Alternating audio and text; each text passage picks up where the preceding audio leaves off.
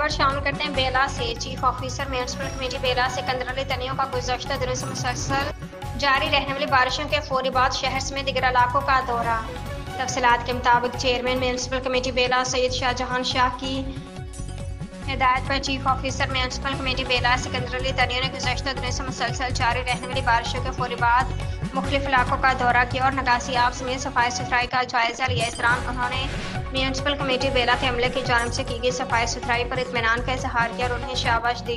दौरे के मौका पर उन्होंने सहाफ़ियों से गुफ्तगू करते हुए कहा कि आवाम के मसाइल से हम बाखूबी आगाह हैं और उनके मसाइल के हल के लिए हम वक्त कोशा हैं। उनका कहना था कि सफाई निस्फ ईमान है और हम अपने शहर के सफाई सुथराई में कोई कसर बाकी नहीं छोड़ेंगे।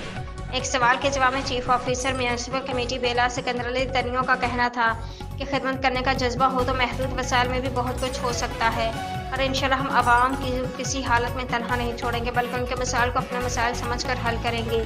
इस मौका पर म्यूनिसिपल कमेटी बेला के अमला व दीगर जिम्मेदारान भी मौजूद थे।